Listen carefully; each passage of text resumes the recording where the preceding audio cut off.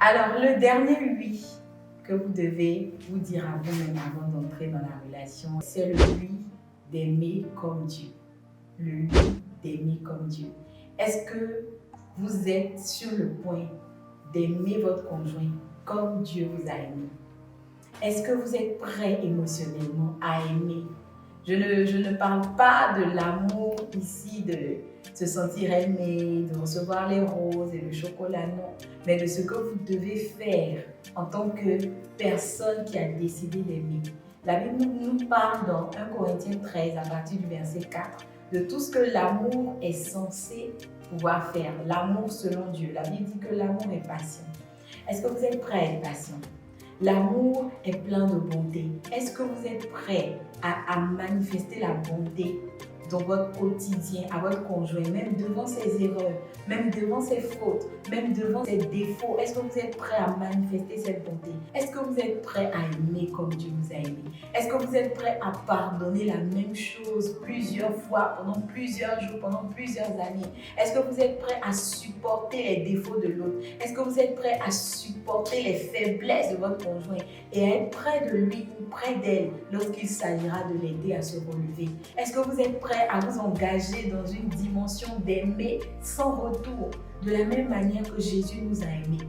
Malgré nos fautes, malgré nos faiblesses, malgré nos péchés, son amour se renouvelle chaque matin.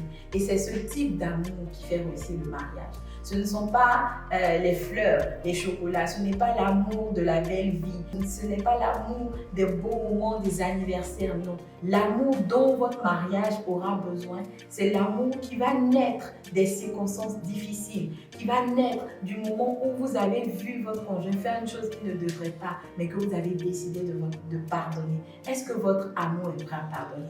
Est-ce que vous êtes prêt à pardonner?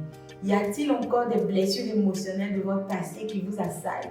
Y a-t-il encore des réflexes de protection, de manque de confiance qui viennent encore vous tirailler quand vous essayez de progresser dans la relation? Est-ce que vous avez cette manière de faire qui remet toujours en question ce que l'autre fait parce que vous avez été beaucoup blessé dans votre enfance?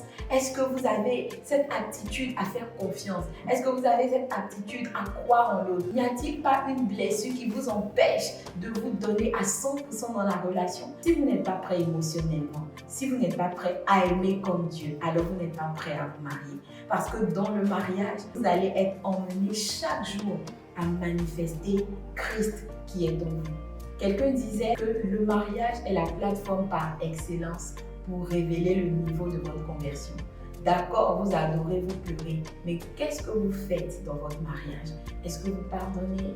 Est-ce que vous ne gardez pas rancune pendant 5 jours? Est-ce que vous ne boudez pas une semaine avant de reparler à votre conjoint? Est-ce que votre amour est pratique? Est-ce qu'il est réel? Est-ce qu'il est palpable?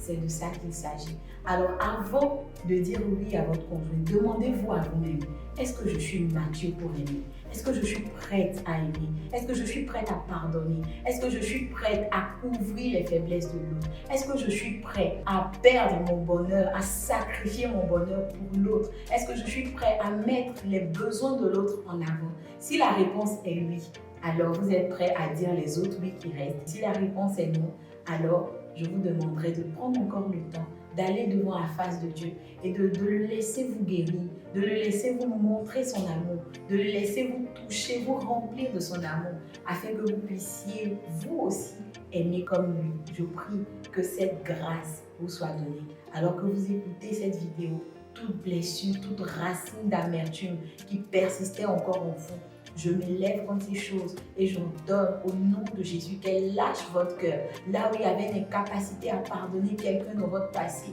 qui vient fausser, qui vient attaquer toute la sincérité de vos relations maintenant, que cette amertume-là soit coupée à la racine au nom de Jésus. Que ces rejetons soient enlevés. Est-ce que la colère ne vous a pas changé? Est-ce que le manque de confiance ne vous a pas changé? Je prie que le Saint-Esprit de Dieu vous touche exactement là où vous avez besoin et que quelque chose de nouveau puisse vraiment se répandre dans votre relation, dans votre mariage.